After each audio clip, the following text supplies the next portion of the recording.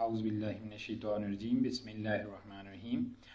आज हम शुरू करने लगे हैं हमारा चैप्टर 9th के कोर्स का, साइंस की क्लास है ये, और मैट्रिक्स हमारे चैप्टर का नाम है। फर्स्ट चैप्टर है ये, और हम आज इसमें इंट्रोडक्शन करते हैं मैट्रिक्स के बारे में। तो मैट्रिक्स हमारा पहले इंट्रोडक्शन किए देते हैं इसका।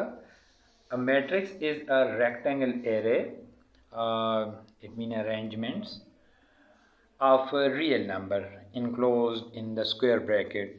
तो कोई भी स्क्वायर ब्रैकेट हमारे पास है और उसके अंदर हमारे पास कुछ भी नंबर, फॉर एग्जांपल 2, 3, 4, 5, वो इस फॉर्मेट में हैं कि ये रोज़ और कॉलम की सूरत में हैं। तो रो और कॉलम एक्सप्लेन करते हैं। तो ये रोज़ है हमारे पास और ये कॉलम है हमारे पास नीचे की तरफ। तो 2, 3 रो हुई और 4, 5 रो हुई, और कॉलम इसका है 2, 4 और 3, 5। और अगर इनका ऑर्डर लिखा जाए तो ये 2 by 2 इसका ऑर्डर होगा। ऑर्डर में हम पहले इसकी रो को लिखेंगे और फिर हम इसके कॉलम की तादाद को लिखेंगे, तो ये हमारे पास इसका ऑर्डर हो जाएगा। नेक्स्ट हमारे पास है कि स्क्वायर मैट्रिक्स क्या होता है। तो स्क्वायर मैट्रिक्स हमारे पास वो मैट्रिक्स जो रो और कॉलम की तादाद उसकी इक्वल हो, रो और कॉलम की तादाद उसकी इक्वल हो, यानी कि वो 1 by 1 हो, 2 by 2 हो, 3 by 3 हो, अप टू सो ऑन। तो ये हम इसको कहते हैं कि ये हमारे पास स्क्वायर मैट्रिक्स है। Just like that A, B, C, D, E, F, G, H, I। इसमें 3 रोज़ हैं और 3 ही इसके कॉलम हैं। तो यूँ हमारे पास ये 3 by 3 यानी कि बन गया, जो एक स्क्वायर मैट्रिक्स कहलाता है, क्योंकि इसकी रो और कॉलम की तादाद इक्वल है।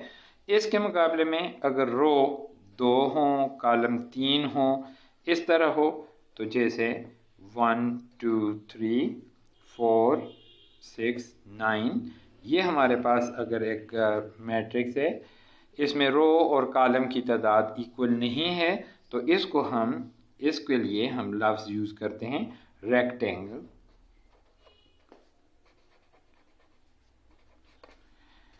तो ये हमारे पास जो इसकी किस्म होगी वो रेक्टेंगुलर मैट्रिक्स कहलाएगी। तो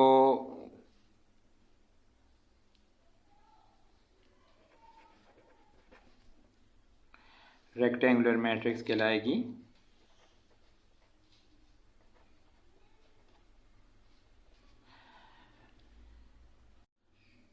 एक्सरसाइज 1.1 में हमारे पास जो पहला क्वेश्चन है उसके मतलब हम आते हैं। ये हमारे पास लिखा हुआ है, which of the following square and which are rectangular matrix. तो ये A इज़ इक्वल टू 2, 3, 0, 5, ये हमारे पास रो की तादाद 2 है, कॉलम की 2 है, और यूँ इसको हम ये कहते हैं कि ये हमारे पास क्या हो गया, स्क्वायर मैट्रिक्स हो गया। तो जस्ट लाइक दिस क्वेश्चन कि हमने इसको लिया और ये एक स्क्वायर मैट्रिक्स हमारे पास बन गया। हमारे पास नेक्स्ट जो है 6, 3, -1, 1, 5, 2, ये हमारे पास इसका दूसरा पार्ट है। ये एक रेक्टेंगुलर मैट्रिक्स है। उसमें वजह ये कि इसमें 2 रो हैं और 3 इसमें कॉलम्स हैं। तो यूँ इसकी रो और कॉलम की तादाद डिफरेंट है, ये रेक्टेंगुलर होगा। इसी तरह ये वाला स्क्वायर होगा, क्योंकि रो कॉलम इक्वल हैं। ये स्क्वायर होगा क्योंकि इसमें एक ही रो है और एक ही कॉलम है, तो 1 by 1 होगा, स्क्वायर होगा। ये हमारे पास रेक्टेंगल होगा, और ये हमारे पास आखिरी भी रेक्टेंगल होगा। वजह ये कि रेक्टेंगुलर में हमारे पास रो और कॉलमों की तादाद इक्वल नहीं होती। नेक्स्ट क्वेश्चन हमारे पास ऑर्डर का है। हमने अभी ये बात डिस्कस की कि फॉर एग्ज़ाम्पल हमारे पास ये एक a इज़ इक्वल टू 1 2 -1 3 4 2, ये हमारे पास इसकी रो को पहले काउंट करेंगे और फिर इसके कॉलम्स को काउंट करेंगे। तो रो की तादाद इसकी 2 है और कॉलम्स की 3 है। तो यूं हमारे पास ये 2/3 बन जाएगा, जस्ट लाइक दिस।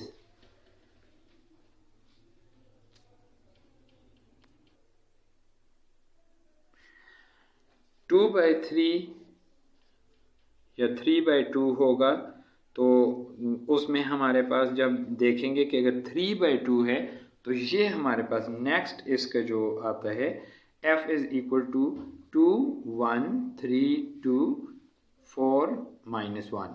तो ये हमारे पास एक रो, दूसरी रो, तीसरी रो, ये 3 रो हो गए और 2 कॉलम हो गए, जिसकी वजह से हम इसको कहेंगे कि ये हमारे पास है 3/2 कहलाएगी, 3/2 कहलाएगी और ये इसका ऑर्डर होगा।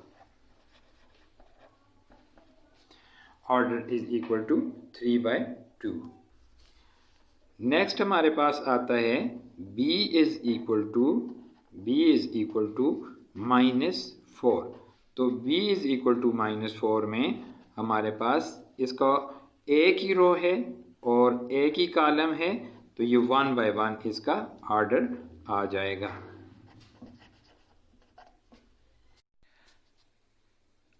हमारा अगला क्वेश्चन नंबर 3 है, जिसमें ये कहा गया कि a इज़ इक्वल टू 3 2 -4 -2 5 0 2 1 5 और -3 4 6। Give the following element A12, A23, A32, A43 and A13। इसमें हमने एलिमेंट बताने हैं। तो फॉर एग्ज़ाम्पल हमने इसमें A12 करना है। A12 में 1 मीन कि फर्स्ट रो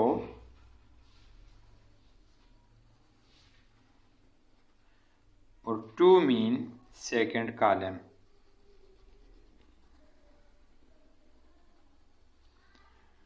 लुक हियर कि हमारे पास इसमें 2 एक ऐसा नंबर है जो इन दोनों में बाइसेक्शन में आ गया है। तो इसका हमारा जो एलिमेंट होगा वो A12 का 2 होगा।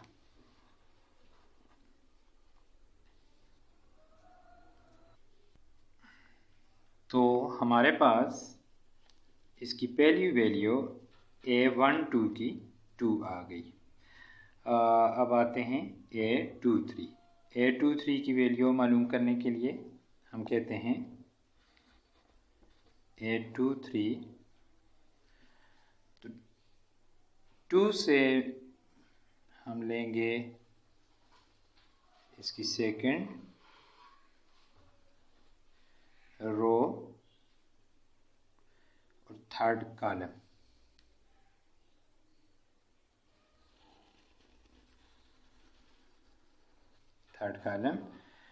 तो हमें पता चला कि इसमें 0 is the element for 2 3 is equal to 0। इसी तरह हमारे पास नेक्स्ट जो वैल्यू आती है A32 की, वो हम थर्ड रो और सेकंड कॉलम को यूज़ करेंगे। थर्ड रो हमारे पास आ गई ये और सेकंड रो आ गई ये, और इसमें 1 इज़ रिक्वायर्ड नंबर। तो हमारे पास है, इसलिए हम ये कहते हैं कि एलिमेंट 3 2 का जो हमने फाइंड किया वो है 1। इसी को हम कंटिन्यू करते हैं। तो ए 4 3 हमारे पास नेक्स्ट है। 4 3 इज़ इक्वल टू 4th रो को हम लिया और कॉलम नंबर 3 को लिया, जो कि हमारे पास required answer is 6। Last one को इधर ही करते हैं। ए 1 3, तो 1 जब लेंगे 1 यानी कि 1 ये फर्स्ट हमारे पास रो आ गई और थर्ड इसका ये आ गया, तो 4 इज़ रिक्वायर्ड आंसर। तो A 1 3 is equal to -4। A 4 3 is equal to 6 और A 1 3 is equal to -4। It is our required answers.